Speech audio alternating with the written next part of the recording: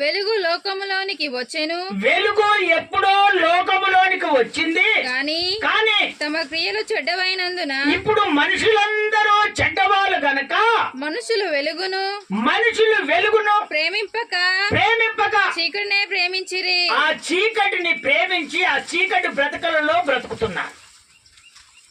దేవుడు ఏమై ఉన్నాడంటే ఆయన వెలుగై ఉన్నాడు. ఆ వెలుగు లోకములోనికి ఎప్పుడో వచ్చింది. అయినా వెలుగును ప్రేమించకుండా ఆ చీకటినే ప్రేమిస్తున్నారు. చీకటిని ఎందుకు ప్రేమిస్తున్నారంటే ఆ చీకటిలో ఉన్నటువంటి వాళ్ళు దేవుని కార్యాలు చెడగొట్టే వాళ్ళు. ఎందుకంటే ఆత్మీయతంగా వెదిగే వాళ్ళు వీళ్ళ చీకటి ఆ వెలుగులోనికి వెళ్ళకుండా ఈ చీకటి బంధకంలో నుండి వాళ్ళని తీసుకొని వస్తారు. స్తోత్రం చెప్తారా? ఒకసారి గట్టిగా ఇంకొకసారి గట్టిగా చెప్తారా? అందుకనే దేవుని బిడ్డలారా, వెలుగును ప్రేమించక చీకటిని ప్రేమిస్తున్నారు. ఈ చీకటి నిన్నేం చేస్తుందంటే, ఇదిగో ఆ వెలుగు సంబంధముగా జీవిస్తున్నటువంటి నిన్ను ఆ చీకటిలోనికి లాగేస్తుంది. అంటే కొంతమంది ఉన్నారు, కొంతమంది వెలుగును ప్రేమించారు, వాళ్ళు ఆత్మీయతగా వెలుగుతున్నారు. కొంతమంది చీకటిని ప్రేమిస్తున్నారు కానీ నటిస్తున్నారు. ఏమని నటిస్తున్నారు? యేసయ్య మంచి దేవుడమ్మా, యేసయ్య నాకు నిన్న మంచి కార్యం చేశాడమ్మా, మొన్న మంచి కార్యం చేశాడమ్మా అని చెప్తారు. కానీ వీళ్ళ బ్రతుకులు ఎక్కడున్నాయి? చీకటిలో ఉన్నాయి, అన్యజనులలో ఉన్నాయి. ఇలా బుద్ధి అసలు మారట్లేదు అని నా దేవుడు చెప్తున్నా.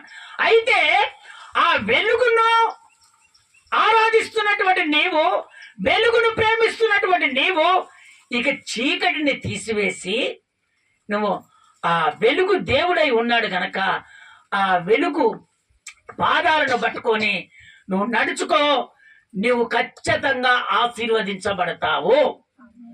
స్తోత్రం చెప్తారా? ఒకసారి గట్టిగా, ఇంకొకసారి గట్టిగా చెప్తారా? మొట్టమొదటి మాట యెహోవాకు లోబడి ఉండుడి. మొట్టమొదటి మాట, మీ శరీరమును ఆయనకు సమర్పించుకోవాలి. బాగా వినండి. మొట్టమొదటి మాట, మీ శరీరములను ఆయనకు సమర్పించుకోవాలి. ఏ విధంగా సమర్పించుకోవాలంటే శ్రేష్టమైనటువంటి జీవితము, పరిశుద్ధమైనటువంటి జీవితము, దేవుని చిత్తానుసారంగా జీవించే అటువంటి ఆ జీవితాన్ని దేవునికి సమర్పించుకోవాలి. అప్పుడు దేవుడు మేలు చేయక మానడు. చదవండి ఆ మాట. రోమా పుస్తకము 12వ అధ్యాయము 1 నుంచి 2 వరకు. రోమా పుస్తకము 1 నుంచి 2 వరకు. రోమా పుస్తకము 12వ అధ్యాయం 1 నుంచి 2 వరకు. కాబట్టి సహోదరులారా, మనమందరము సహోదరులమే. సహోదరులారా, పరిశుద్ధమును దేవునికి అనుకూలమైన సజీవ యాగముగా మీ శరీరములను ఆయనకు సమర్పించుకొనుడని దేవుని వాత్సల్యమును బట్టి మిమ్మల్ని బతిమాలుకొనుచున్నాను. నేను మిమ్మల్ని బ్రతిమాడుకుంటున్నానని దేవుడే చెప్తున్నాడు. ఇట్టి సేవ యుక్తమైనది. మీరు ఈ లోక మర్యాదను అనుసరింపగా ఉత్తమమును అనుకూలమును సంపూర్ణమైన ఉన్న దేవుని చిత్తమేదో పరీక్షించి తెలుసుకొనున్నట్లు ఈ మనసు మారి నూతన మగుట వలన రూపాంతరము పొందుడి. నీవు రూపాంతరము పొందాలని నేను కోరుకుంటున్నానని దేవుడు చెప్తున్నాడు. స్తోత్రం చెప్తారా? ఒకసారి గట్టిగా, ఇంకొకసారి గట్టిగా చెప్తారా? అందుకనే మన శరీరమును ఆయనకు సమర్పించుకోవాలి. మన శరీరాన్ని ఎప్పుడైతే దేవుని సమర్పించుకుంటావో మన జీవితము రూపాంతరము చెందుతుంది. మనం నూతనముగా జీవించబడతాం, పాతయి గతించిపోతాయి. నూతన ఆలోచనలోనికి వస్తాం, నూతన పద్ధతిలోనికి వస్తాం. ఎప్పుడు వస్తుందంటే శ్రేష్టమైనటువంటి జీవితాన్ని దేవునికి జీవించినప్పుడు, పరిశుద్ధమైనటువంటి జీవితాన్ని దేవునికి జీవించినప్పుడు, అప్పుడు మన జీవితము పరిమళ వాసనగా మార్చబడతాయి. నీ కార్యాలు ఏది జరగకుండా మారనే మారదు. అందుకనే ఈ రోజులలో కొంతమంది కార్యాలు జరగకపోవడం కారణం ఏంటంటే నువ్వు పరిశుద్ధమైనటువంటి జీవితం జీవించట్లేదు, పరిశుద్ధమైనటువంటి మార్గంలో నువ్వు నడవట్లేదు, పరిశుద్ధత కలిగి నువ్వు జీవించలేడు, శ్రేష్టమైనటువంటి జీవితం నీలో లేదు. అందుకనే నా ప్రపంచం మీ శరీరాలను సమర్పించుకోండి. ఎవరికి సమర్పించుకోవాలి? దేవునికి సమర్పించుకున్నప్పుడే దేవునికి నువ్వు లోబడినట్టు. స్తోత్రం చెప్తారా ఒకసారి గట్టిగా? ఇంకొకసారి గట్టిగా చెప్తారా? ఇంకొకసారి గట్టిగా చెప్తారా? అందుకనే దేవుని బిడ్డలారా, నువ్వు లోబడే జీవితం కలిగి ఉండాలని నా ప్రభు కోరుకుంటున్నాడు. మొట్టమొదటిగా మీ శరీరాలను ఆయనకు సమర్పించుకోవాలి. యోహాను సువార్త 10వ అధ్యాయము 18వ వచనం ఒకసారి నాకు చదివి వినిపిస్తావా నాన్న? యోహాను సువార్త 10వ అధ్యాయము 18వ వచనం. ఎవడును వినండి ఇప్పుడు. ఎవడును నా ప్రాణము తీసుకొనడు, నా ప్రాణాన్ని ఎవడు తీసుకోడు, నా అంతట నేనే, నా అంతట నేనే దాని పెట్టుచున్నాను, దాని పెట్టుచున్నాను, దాని పెట్టుటకు నాకు అధికారము గలదు, నాకు అధికారము కలదు, దాన్ని తిరిగి తీసుకొనుటకు నాకు అధికారము గలదు, నాకు అధికారము కలదు, నా తండ్రి వలన ఆజ్ఞ పొందితున్నా నేను, నా ఆజ్ఞ నేను పొందితేనని దేవుడు చెప్తున్నటువంటి మాటలు. స్తోత్రం చెప్తారా ఒకసారి గట్టిగా? ఇంకొకసారి గట్టిగా చెప్తారా? అక్కడ దేవుడు చెప్తున్నటువంటి మాట, నేను నా తండ్రి యొద్ద నుండి ఈ భూమి మీదకి వచ్చాను. వచ్చినటువంటి నేను తండ్రికి లోబడి నేను బ్రతుకుతున్నాను, కానీ లోబడక నేను బ్రతకట్లేదు. నా తండ్రికి విధేయత కలిగి నేను జీవిస్తున్నాను, అవిధేయతంగా నేను నడుచుకోవట్లేదు. కారణం ఏంటంటే ఈ భూమి మీద కూడా మీరు ఆ విధంగానే జీవించాలని నేను ఆ మాదిరి మీకు చూపిస్తున్నానని చెప్తున్నాడు దేవుడు అక్కడ. మళ్ళీ రిపీట్ చేయి, అదే మాట రిపీట్ చేయి ఇప్పుడు. నేను ఎవడును నా ప్రాణము తీసుకొనడు, నన్ను ఎవరు కూడా చంపలేరు, నన్ను ముట్టలేరు. ఎవరు చెప్తున్న మాట అంటే దేవుడు చెప్తున్నటువంటి మాట. బాగా అర్థం చేసుకోండి, దేవుడే చెప్తున్నటువంటి మాట. నాకు సర్వ అధికారం ఉన్నది. అందుకనే చదువు, అదే మాట చదువు. ఎవడు నా ప్రాణము ఎవరు కూడా నన్ను కొట్టలేరు, నన్ను ముట్టలేరు, నా దగ్గరికి రాలేరు. నా అంతటా నేనే దాన్ని పెట్టుచున్నాను. ఎందుకంటే మీ కొరకు నా ప్రాణం పెడుతున్నాను. దాన్ని పెట్టుటకు మీరు బ్రతకాలని, తెలియకలవారు కావాలని, ఆశీర్వదించబడాలని, అందుకనే నా ప్రాణము మీకు పెట్టాను. దాన్ని పెట్టుటకు నాకు అధికారం ఉంది. దాన్ని తిరిగి తీసుకుని మళ్ళీ ప్రాణం పెట్టి మళ్ళీ తిరిగి లేవటానికి అది నాకున్నది. అధికారము గలదు. అధికారము దేవుడి దగ్గర నేను కోరుకున్నాను. నా తండ్రి వలన ఈ ఆజ్ఞ పొందితినని చెప్తున్నాడు. దేవుని బిడ్డలారా, ఆయన స్వస్వరూపిగా మానవునిగా ఈ భూమికి వచ్చి ఆయన ఏ మాదిరిగా మనం జీవించాలో ఆ మాదిరిగా మనకు వివరించి చెప్తున్నాడు. కొంతమంది ఏమంటారంటే, యేసు ప్రభుకు పుట్టికనే సిలువ కొట్టారు, ఎందుకు కొట్టారు? ఆయన దేవుడైతే ఇడిపించుకోకపోయిందా అని అంటారు.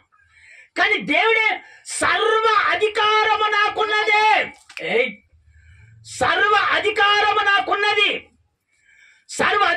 నాకున్నది కనుక నేను మీ నిమిత్తమై నా ప్రాణం పెడుతున్నాను. ఎందుకంటే మీరు ఆశీర్వాదంగా ఉండాలని, మీరు సంతోషంగా ఉండాలని, మీరు బాగుపడాలని, మీరు నా రాజ్యంలో చేర్చబడాలని మిమ్మల్ని, ఎందుకంటే నేను ప్రేమగా మిమ్మల్ని చేసుకున్నందుకు. అందుకనే నాకు సర్వాధికారము అది నా తండ్రి దగ్గర నేను పొందుకున్నాను. నా తండ్రి దగ్గర సర్వ అధికారాన్ని నేను పొందుకున్నాను. అందుకనే నేను మరణిస్తాను, తిరిగి లేస్తాను, నాకు అన్ని ఉన్నాయి. కనుక నాకు సమర్పించుకొని జీవిస్తున్నటువంటి మీకు కూడా నేను ఏ విధంగా నడుచుకున్నానో మీరు కూడా అదే మాదిరిగా నడుచుకుంటే మీకు ఏ అనారోగ్యం రాదు, ఏ దుష్టుని మీ మీదికి రాడు, ఏ మంత్ర ప్రయోగం చేయడు, నిన్ను చూచి దూరం అయిపోతాడు కానీ వాడు నీ దగ్గరకు వచ్చి ఎగస్ట్రా మాటలు మాట్లాడడు. ఎందుకో దేవునికి సమర్పించుకొని నువ్వు జీవిస్తున్నావు. యేసయ్య ఏ మాదిరిగా జీవిస్తున్నాడో అదే మాదిరిగా సమర్పించుకొని నువ్వు జీవిస్తున్నావు కనుక నీకు ఏ అనారోగ్యం దేవుడు రానియడు. నువ్వు చనిపోతావు, తిరిగి లేస్తావు. ఆ అధికారాన్ని దేవుడు నీకు అనుగ్రహించాడు. కానీ నువ్వేం చేస్తున్నావంటే దేవునికి సమర్పించుకుంటున్నానని చెప్తున్నావు కానీ ఆ సమర్పణ నీ దగ్గర లేదు. ఇప్పుడు మీరు సమర్పించుకొని జీవించాలని నా దేవుడు కోరుకుంటున్నాడు. స్తోత్రం చెప్తారా ఒకసారి గట్టిగా? ఇంకొకసారి గట్టిగా చెప్తారా? గలాతీకి రాసిన పత్రిక 2వ అధ్యాయము 20వ వచనం, 2వ అధ్యాయం 20వ వచనం. ఆ మాదిరిగా ఎవరు జీవించారో ఇదిగో దేవుడు చెప్తున్నాడు ఇప్పుడు. నేను క్రీస్తుతో కూడా సిలువ వేయబడి ఉన్నాను, ఇంకను జీవించువాడను నేను కాను, క్రీస్తే నా యందు జీవించుచున్నాడు. నేనెప్పుడు శరీరమందు జీవించుచున్నా జీవితము నన్ను ప్రేమించి నా కొరకు తనకు తాను అప్పగించుకొనిన దేవుని కుమారుని యందలి విశ్వాసము వలన జీవించుచున్నాను. స్తోత్రం చెప్తారా ఒకసారి గట్టిగా? గలాతీ సంఘానికి అపోస్తలుడైన పౌలు చెప్తున్నటువంటి మాట. నేను నా కొరకు నా యేసయ్య సిలువ వేయబడ్డాడు, నేను నా యేసయ్యకు సిలువ వేయబడ్డాను, నేను ఆయనకు సమర్పించుకున్నాను, నా జీవితం అంతా ఆయనకి ఇచ్చాను.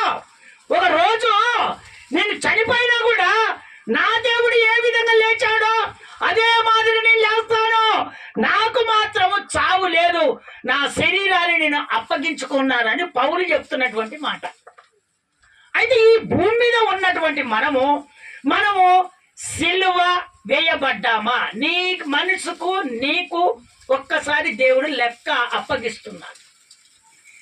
దేవుడు నీ కొరకు సిలువ వేయబడ్డాడు. నువ్వు సిలువ వేయబడ్డావా దేవుడి కొరకు? సిలువ అంటే సువార్త. నువ్వు 10 మందికి సువార్త అందిస్తున్నావా? లేదు. 10 మందికి నీ సాక్ష్యం చెప్పుకుంటున్నావు, హెచ్చించుకుంటున్నావు, కానీ దేవుని దగ్గరికి వాళ్ళని తీసుకురావట్లేదు. నీ సాక్ష్యాన్ని బట్టి చెప్పి సంతోషపడేది కాదు, నీ సాక్ష్యాన్ని బట్టి వాళ్ళు దేవుని మందిరం వాళ్ళు నిలబడాలి. అది నువ్వు యేసయ్యకు సిలువ వేయబడ్డట్టు. స్తోత్రం చెప్తారా ఒకసారి గట్టిగా? ఇంకొకసారి గట్టిగా చెప్తారా? అందుకనే కొంతమంది ఏం చేస్తారంటే దేవుని సన్నిధికి వస్తూనే ఉంటారు, దేవునితో గడుపుతూనే ఉంటారు, పక్క వాళ్ళ ఆలోచనలు ఎక్కువ ఉంటాయి. ఆ మందిరములో అది జరిగింది కదా, ఈ మందిరములో ఇది జరిగింది, కానీ నీలో సమర్పణ లేదా? నీలో సమర్పణ లేక అక్కడ ఇది జరిగింది, ఇక్కడ ఇది జరిగింది. అందుకనే దేవుని బిడ్డలారా, సమర్పణ కలిగినటువంటి దైవజనులు నువ్వు చెప్పినవి వింటారే గాని దేవుని పోలిక చొప్పున వాళ్ళు నడుచుకుంటారు. స్తోత్రం చెప్తారా ఒకసారి గట్టిగా? ఇంకొకసారి గట్టిగా చెప్తారా?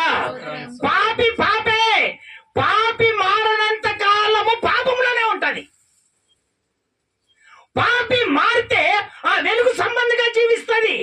నువ్వు పాపివే, ఇంకెన్నడూ నువ్వు మారవు గనక నీ జీవితం అదే గనక దైవజనుడు బోధించిన సంఘము విన్నా వాళ్ళు ఏ విధంగా మార్చుకుంటారో, ఏ విధంగా నడుచుకుంటారో అది దేవునికే తెలుసు తప్ప ఈ పాపిలకు అస్సలు తెలియదు. స్తోత్రం చెప్తారా ఒకసారి గట్టిగా? కొంతమంది ఏం చేస్తారంటే ప్రతి ఆదివారం దేవుని సన్నిధిలో నిలబడను అని చెప్తారు. 2 నెలలకోసారి వచ్చి ఏవేవో పోకిరి మాటలని చెప్తా ఉంటారు. ఎందుకు చెప్తారు వీళ్ళంటే? వీళ్ళకి చెప్పారు వీళ్ళంతా ఎలాంటి వాళ్ళు? దేవునికి వ్యతిరేకంగా చేసేవాళ్ళు, విధేయత కలిగి జీవించేవాళ్ళు కాదు. వీళ్ళంతా ఎవరంటే అవిధేయత కలిగినటువంటి వాళ్ళు. ఏదో ఒక మాట, ఈరోజు పని లేదు కదా, అందుకనే వచ్చి కూర్చున్నాం దేవుని మందిరంలో. అందుకనే దేవుని బిడ్డలారా, ఇలాంటివన్నీ ఎప్పుడు నువ్వు తీసేసుకుంటావో నీ మనసు మారి నువ్వు నూతనంగా మార్చబడతావు. స్తోత్రం చెప్తారా ఒకసారి గట్టిగా? ఇంకొకసారి గట్టిగా చెప్తారా? రెండవ మాట, బలిష్టమైన చేతి క్రింద దీన మనసులై ఉండాలి. రెండవ మాట, బలిష్టమైనటువంటి చేతుల కింద దీన మనసులుగై ఉండుడి.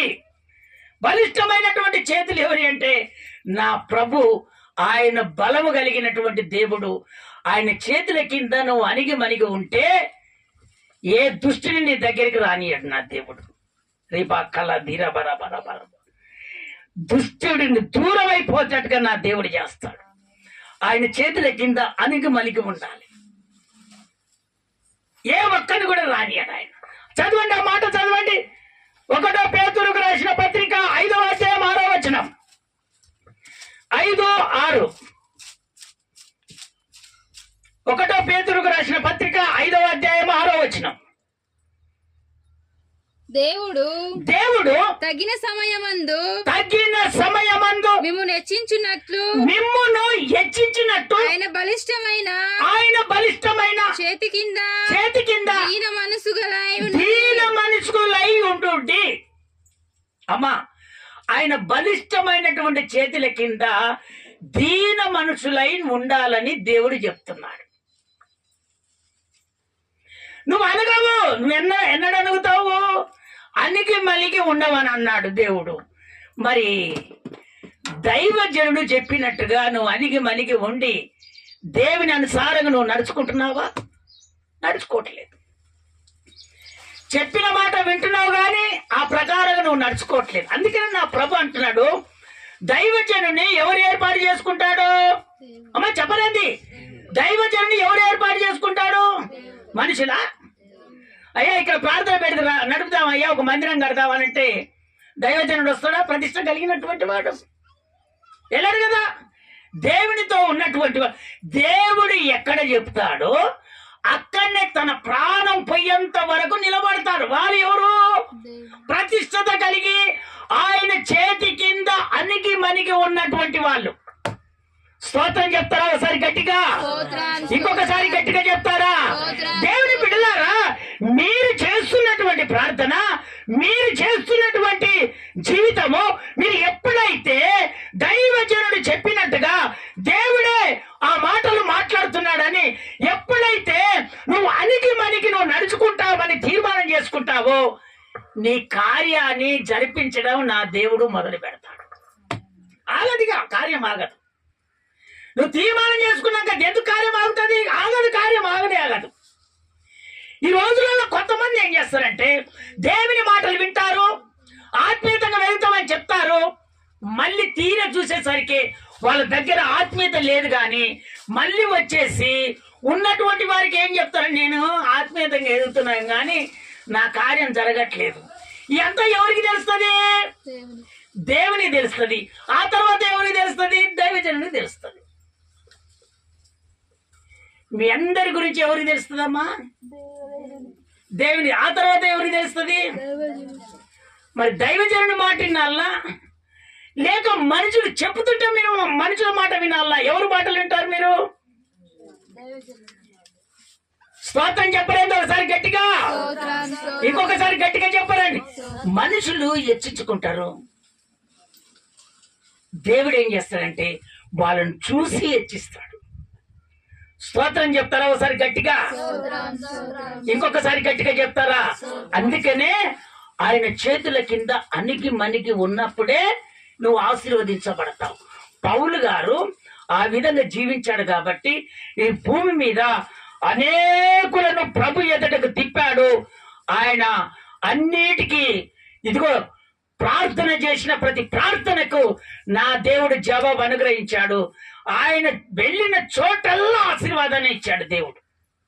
అందుకనే మనకు కూడా ఆశీర్వాదం కావాలంటే ఆయన బలిష్టమైన చేతుల కింద మనము అణిగి మణిగి ఉందము గాక. ఆమేన్. స్తోత్రం చెప్తారా ఒకసారి గట్టిగా? స్తోత్రం స్తోత్రం స్తోత్రం. అణిగి మణిగి ఉండటం అంటే తగ్గించుకోవటం. ఇంకొక దైవజనుడు సంఖ్యాకాండము 12వ అధ్యాయం 3వ వచనం. సంఖ్యాకాండము 12వ అధ్యాయం 3వ వచనం నాన్న. సంఖ్యాకాండం